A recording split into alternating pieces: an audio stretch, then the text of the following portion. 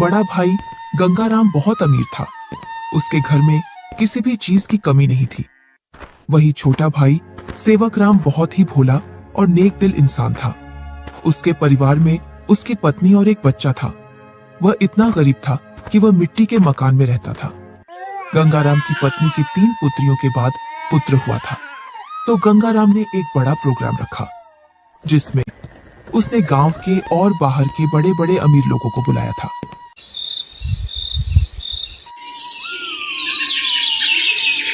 सुबह से ही गंगाराम के घर के चारों ओर चहल पहल थी। कहीं पकवान बन रहे थे, तो कहीं बच्चे खेल रहे थे और कहीं मेहमान आ रहे थे। गंगाराम के घर के चारों ओर खुशी का माहौल था। धीरे धीरे चारों ओर के मेहमान आ गए, पर आपके छोटे भैया सेवक कहीं दिखाई नहीं दे रहे हैं। अभी तक आए नहीं। आपने गांव में सबको बुलावा दिया है ना? अरे हाँ, बुलाया है उसको। आता ही होगा अपने बच्चों के साथ। तू यहीं रुक और मेहमानों को देख, मैं अभी आता हूँ व्यवस्था देखकर। इतना कहकर गंगाराम घर से बाहर चला जाता है और गुनगुनाता है, मैं उसको अपने प्रोग्राम में क्यों बुलाऊं? वो कहा और मैं कहा। मेरे यहाँ एक से बढ़कर एक अमीर मेहमान आ रहे हैं। अगर किसी को पता चल गया कि मेरा भाई इतना गरीब है तो मेरी नाक कट जाएगी। कुछ गांव के लोग सेवक राम के घर के आगे से गंगाराम के प्रोग्राम में जा रहे थे और सेवक राम अपने घर से खेतों पर जाने की तैयारी कर रहा था। जैसे ही वह घर से बाहर निकलता है तो उसको कुछ गांव वाले मिल जाते हैं। अरे सेवक राम, तू अपने भाई के घर नहीं गया? तेरी भाभी के बहुत दिनों बाद लड़का हुआ है। इसी उपलक्ष्य में तेरे भाई ने बहुत बड़ा प्रोग्राम रखा है। तू तो चाचा बन गया है और तू यहाँ, जबकि तुझे तो अपने भाई के घर सबसे पहले पहुँचना था। सेवक राम ये सुनकर दंग रह जाता है। इस बारे में उसे कुछ भी पता नहीं था, पर वह गांव वालों के सामने ऐसे बोलता है जैसे उसे पहले से सब पता है। अरे हाँ भाई, मुझे भी जाना है। बस थोड़ा सा खेतों पर काम बचा है, उसको मैं पूरा करके आता हूँ। जल्दी काम पूरा करके आ भाई। सुना है भाई गंगाराम ने बहुत ही स्वादिष्ट पकवान बनवाए हैं और उसने खाने पर पूरे गांव को बुलाया है। हाँ, ये तो बड़ी ही अच्छी बात है। तुम लोग चलो, मैं आता हूँ। जैसे ही गांव वाले वहां से निकल जाते हैं तो सेवक राम का मुंह उतर जाता है। ये तो बहुत खुशी की बात है, पर इसके बारे में तो मुझे कुछ पता ही नहीं है। चलो, मेरे बड़े भाई के घर पुत्र रत्न तो आया और मैं फिर से चाचा बन गया, पर मुझे इस बारे में कुछ बताया भी नहीं। शायद कामकाज ज्यादा है, इसी वजह से मुझे बताना भूल गया होगा, वरना ऐसा हो नहीं सकता कि मेरा भाई मुझे न बुलाए। अरे भाग्यवान, तुमने सुना? तुम्हारी जेठानी के लड़का हुआ है। कुछ गांव वाले इधर से गुजर कर जा रहे थे। क्यों ना अपन भी चले बड़े भाई के यहाँ? सुना है बहुत ही अच्छे अच्छे पकवान बने हैं वहाँ पर। क्यों ना अपन भी चलें बड़े भाई के यहाँ? सुना है बहुत ही अच्छे अच्छे पकवान बने हैं वहाँ पर। अरे ये तो बड़ी खुशी की बात है। आप फिर से चाचा बन गए और मैं चाची, परंतु उन्होंने हमें बुलाया नहीं। बिना बुलाए हम कैसे जा सकते हैं उनके प्रोग्राम में? बिना बुलाए वहाँ जाना सही नहीं होगा। अगर गांव में इस बात का पता चल गया कि हम बिन बुलाए उनके प्रोग्राम में आए हैं तो लोग क्या कहेंगे? बड़े भैया इतना बड़ा प्रोग्राम कर रहे हैं और इतने बड़े प्रोग्राम में पूरे काम की जिम्मेदारी भी उन्हीं पर है। तुम्हें पता है ना उनके पास कितना कामकाज होगा। इसी कामकाज की वजह से हमसे बोलना भूल गए होंगे और प्रोग्राम वाला आदमी तो कुछ ना कुछ तो भूल ही जाता है। आप लोग चलो ना, मैं अपने ताऊ का घर और अपने छोटे भाई को देख आऊंगा। कैसे चले बेटा? मन तो मेरा भी बहुत कर रहा है जाने को, पर उन्होंने हमें प्रोग्राम का निमंत्रण भी नहीं दिया और ना ही हमसे बोला। उन्होंने फिर किस मुंह से उनके प्रोग्राम में जाएं? क्या हम अपने छोटे भाई से मिलने नहीं जाएंगे पापा? क्यों नहीं, हम जरूर चलेंगे आपके छोटे भाई से मिलने के लिए। तुम तो सदा गड़े मुर्दे उखाड़ती हो। ऐसा नहीं है, वो हमको चाहते हैं, वो तो कामकाज की वजह से बुलाना भूल गए हैं। तुम्हें लग रहा है कि भैया तुम्हें बुलाना भूल गए हैं तो तुम जाओ। बिन बुलाए मैं नहीं जाने वाली कहीं। मैं तो खूब खुश हूँ अपने घर में। आपको जाना है तो जाओ। ठीक है, मैं और मुन्ना चले जाते हैं। तुम्हें नहीं जाना तो मत चलो। आप जा रहे हो तो जाओ, पर उधर से जल्दी लौट कर आना। सेवक राम और उसका बच्चा प्रोग्राम में जाने के लिए तैयार हो जाते हैं। आप तो ये लकड़ी का झूला ले जाओ जो तुमने मुन्ना के लिए बनाया था। अब मुन्ना के कुछ काम का नहीं है। हाँ, यही ले जाता हूँ। इसमें बच्चा खूब आराम से सोएगा। सेवक राम उस झूले को उठाकर चल देता है और उसके साथ में उसका लड़का भी चल देता है। थोड़ी देर बाद दोनों प्रोग्राम में पहुंच जाते हैं। यहाँ तो खूब अमीर मेहमान आए हैं और बच्चे को देने के लिए शानदार और महंगी महंगी वस्तुएं लाए हैं। मेरा झूला तो इनके आगे कुछ भी नहीं है। सेवक राम मेहमानों पर महंगी महंगी वस्तुएं देखकर अपने झूले की ओर देखता है और मन ही मन में सोचता है, मैं क्यों इस झूले को यहाँ लाया? यहाँ तो एक से बढ़कर एक वस्तुएं हैं बच्चे के लिए। मैं भी क्या सोच रहा हूँ। भला हाथ की बनी चीज और बाजार की चीजों में अंतर होता है। बड़े भैया जरूर मेरे झूले को पसंद करेंगे क्योंकि मेरा झूला सबसे मजबूत है, क्योंकि इसे मैंने अपने हाथों से बनाया है। और सेवक राम निसंकोच होकर मेहमानों के बीच में घूमने लगता है। वह देखता है कि उसके बड़े भैया और भाभी मेहमानों का स्वागत कर रहे थे। तभी गंगाराम की पत्नी की निगाह सेवक राम पर जाती है। तब वह गंगाराम से बोलती है, अरे भैया और मुन्ना तो आ गए, पर देवरानी नहीं दिख रही है। कहाँ आ गए? मुझे तो कहीं दिखाई नहीं दे रहे। वो रहे मेहमानों के बीच में। इधर सेवक राम के पास कुछ मेहमान आ जाते हैं। उसकी वेशभूषा देखकर मेहमान सेवक राम से पूछते हैं, तुम कौन हो और ये कैसी वेशभूषा पहनकर आए हो और ये लकड़ी का झूला लेकर आए हो इस जमाने में? चलो तुम अपना परिचय दो, तुम कौन हो और यहाँ क्या कर रहे हो? इतना सुनकर सेवक राम संकोच में पड़ जाता है और मन ही मन सोचता है, अगर मैं इन्हें ये बताऊं कि मैं गंगाराम का छोटा भाई हूं तो ये लोग क्या सोचेंगे? एक भाई इतना अमीर और एक भाई इतना गरीब कि वो प्रोग्राम में एक जोड़ी कपड़ा भी सही से पहनकर नहीं आ सकता है। इससे अच्छा तो मैं झूठ बोल दूं, मैं गंगाराम जी का मजदूर। अरे तुम इतना क्यों घबरा रहे हो?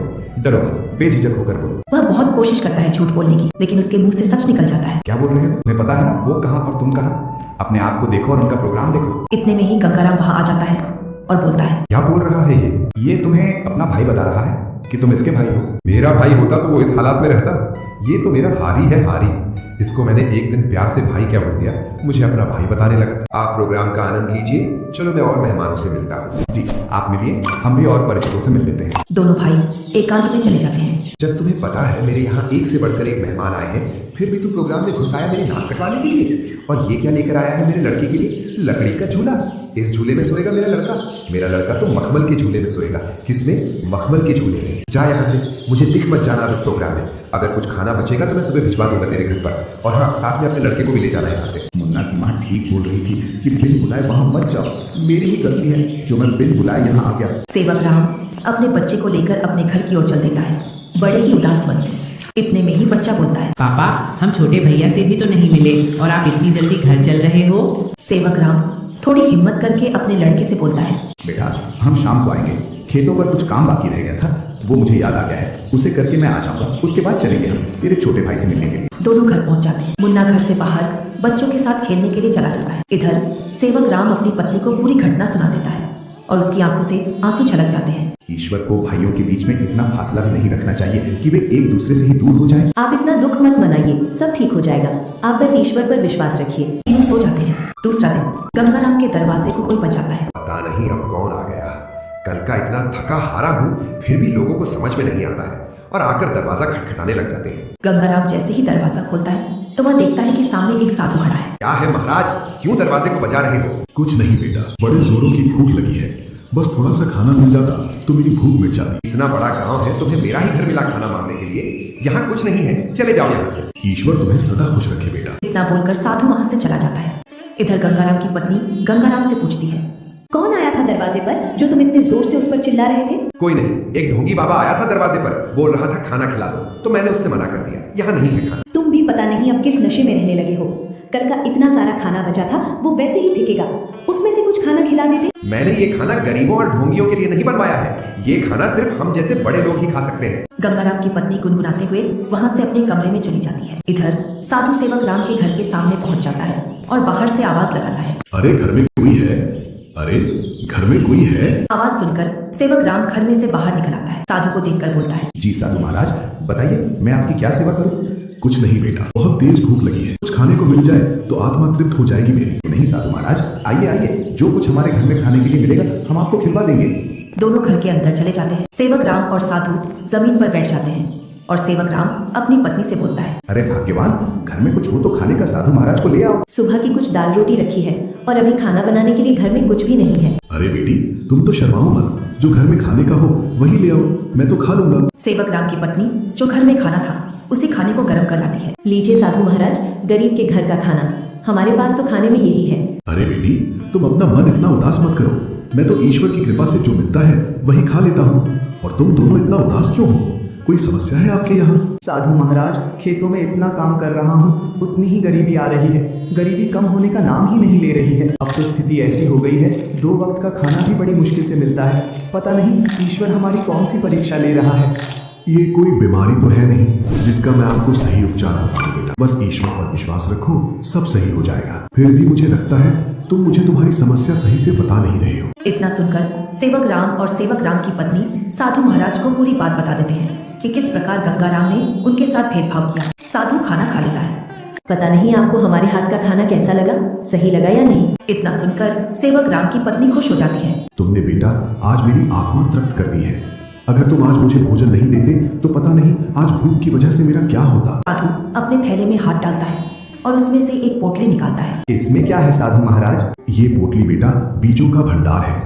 तुम जिस भी फसल का बीज चाहोगे वो बीज इस पोटली में से निकलेगा, जिससे तुम्हारी फसल साधारण फसल से 10 गुना ज्यादा निकलेगी। ये तो महाराज आपकी असीम कृपा है। ये मेरी नहीं, ईश्वर की कृपा है बेटा। बस एक बात का ध्यान रखना, इस पोटली के बारे में कभी किसी को मत बताना और इसमें से जो बीज निकले उन्हें बेचना नहीं। अगर तुमने ऐसा किया तो ये पोटली आपके किसी काम की नहीं रहेगी। और साधु महाराज वहाँ से चले जाते हैं। जैसे ही सेवक राम ने अपने खेतों में उन बीजों की बुआई की तो चारों ओर सेवक राम की फसल के ही चर्चे थे। इधर गंगाराम अपने धन के घमंड में जी रहा था, जिससे वह किसी से भी सीधे मुंह बात नहीं करता था। इधर सेवक राम की संपत्ति बढ़ रही थी और गंगाराम की घट रही थी, और इसी के साथ गंगाराम के घर में अशांति भी बढ़ रही थी। कुछ ही दिनों में सेवक राम ने गांव में गंगाराम से भी बड़ा मकान बना लिया था और सेवक राम अब अपने घर में खूब खुशी खुशी रह रहा था। पर एक दिन, मालिक अब मैं आपके यहाँ काम नहीं करूँ। अब मुझे दूसरे गांव में आपसे ज्यादा जमीन मिल रही है और इससे भी अच्छी उपजाऊ। मुझे जहाँ मुनाफा मिलेगा मैं वहीं काम करूंगा। अगर मुझे इतनी ही मेहनत में मुझे वहाँ ज्यादा फसल मिलेगी तो मैं वहीं जाऊँ। अरे हरिया, मैं भी तो तुम्हें खूब मुनाफा करवाता हूँ, बस तुम इस साल और रुक जाओ, मैं जब तक दूसरा हारी देख लूंगा। मालिक 2 सालों से तुम मुझे बेवकूफ बना रहे हो। न तो तुम अनाज ज्यादा देते हो और न ही तुम दूसरा हारी रखते हो। मैं तो चला, तुम जानो और तुम्हारी खेती। अरे नहीं, ये तो चला गया, अब मैं क्या करूंगा? कई सालों से मैंने खेतों में काम भी नहीं किया है, जिससे अब मुझसे खेतों में काम भी नहीं होगा। क्यों ना मैं सेवक राम के यहाँ जाऊं? अब तक तो उसने उसकी सारी जमीन बेच दी होगी, क्योंकि हालात तो वैसे भी खराब चल रहे थे उसके। वो जरूर मेरे खेतों पर काम कर लेगा। गंगाराम सेवक राम से मिलने के लिए चल देता है। जैसे ही वह उसके घर के सामने पहुंचता है तो वह सेवक राम के घर को ढूंढने के लिए उस मोहल्ले में चारों ओर घूम जाता है। इधर ही थी उसकी झोपड़ी, पता नहीं किधर गई। बहुत देर से ढूंढ रहा हूँ, मिल नहीं रही है। तभी वहाँ से एक गांव का व्यक्ति गुजर कर जा रहा था तो गंगाराम उस व्यक्ति से पूछता है, अरे भैया, सेवक राम की झोपड़ी थी यहाँ, वो कहाँ है? कितने दिनों बाद आ रहे हो भैया इधर? ये कैसे हो सकता है? 2 साल पहले तो ये गरीब हुआ करता था। घर बताने के लिए बहुत बहुत धन्यवाद। और गंगाराम उस घर के अंदर चला जाता है। जैसे ही सेवक राम अपने बड़े भैया को घर के अंदर देखता है तो वह बहुत खुश होता है। अरे मुन्ना की माँ, वो देखो हमारे घर में कौन आया है। बड़े भैया, आओ भैया बैठो। अरे तुमने इतना शानदार घर कैसे बनाया? तुमने तो पूरा ही नक्शा बदल दिया। बहुत ही शानदार घर बनाया है। कहीं तुमने चोरी चपाटी करके तो ये घर नहीं बनाया? नहीं भैया, मैंने कोई चोरी नहीं की है, ये तो मैंने अपनी मेहनत से बनाया है। भैया आपसे क्या छुपाना, जब आपका प्रोग्राम था उसके एक दिन बाद हमारे घर पर एक साधु आया था। उसको हमने पेट भर खाना खिलाया था। आज उनके आशीर्वाद की वजह से ये सब है हमारे पास। इतना सुनकर गंगाराम का सिर घूम जाता है और उसकी आंखों तले सब सीन आ जाता है कि किस प्रकार उसने उस साधु को भगाया था। वो साधु तो सबसे पहले मेरे घर आया था, इसका मतलब ये सारा धन मेरा हुआ। क्या बोल रहे हो भैया? ये तो मैंने अपनी मेहनत से खड़ा किया है, ना कि जादू से। ये सब तुझे साधु के आने बाद ही मिला है ना? तो इस गांव में सबसे पहले साधु मेरे घर आया था। अगर मैं उसे खाना खिला देता तो ये सारी संपत्ति मेरी होती। इसका मतलब तूने मेरे अधिकार की संपत्ति छीनी है। ये तो मुझ पर गलत इल्जाम लगा रहे हो भैया। मैं उस साधु को ढूंढ कर लाता हूँ और साधु से तेरे सामने बुलवाता हूँ कि इस संपत्ति पर किसका हक है। और गुस्से में गंगाराम वहाँ से निकल जाता है। कई दिनों तक वह उस साधु को खोजता है। बड़ी मुश्किल से एक जंगल में तपस्या करते हुए वह साधु मिल जाता है। साधु महाराज प्रणाम। कौन हो बेटा जो तुम मेरी तपस्या में व्यवधान डाल रहे हो? मैं गंगाराम हूँ। आज से 2 वर्ष पूर्व तुम मेरे घर आए थे खाना खाने के लिए, जब तुम्हें जोरों की भूख लग रही थी। तुम तो वही हो ना जिसने खाना देने से मना कर दिया था। हाँ, पर उस संपत्ति पर पहला हक मेरा बनता है जो तुम मेरे भाई को देकर आए हो, क्योंकि तुम खाना मांगने सबसे पहले मेरे घर आए थे। कौन सी संपत्ति? मैंने तो उसे सिर्फ आशीर्वाद दिया था, क्योंकि उसने बड़े ही सम्मान के साथ खाना खिलाया था, और वो धन तो उसकी मेहनत और ईमानदारी का फल है। इतना सुनकर गंगाराम गुस्से में साधु से बोलता है, साधु तुम मेरे साथ अन्याय कर रहे हो, क्योंकि उसकी संपत्ति पर पहला अधिकार मेरा है, क्योंकि तुम सबसे पहले मेरे द्वार पर आए थे। अगर तुम मुझे ये पहले ही बता देते कि मैं तुझे और भी अमीर बना दूंगा तो मैं तुम्हें उससे भी अच्छा भोजन कराता। उसने क्या खिलाया होगा आपको? सूखी रोटी। गंगाराम साधु से बहुत वाद विवाद करता है और गुस्से में साधु से बोलता है, जिससे साधु को क्रोध आ जाता है। बालक, तुमने मेरी सब्र की सीमा खत्म कर दी है।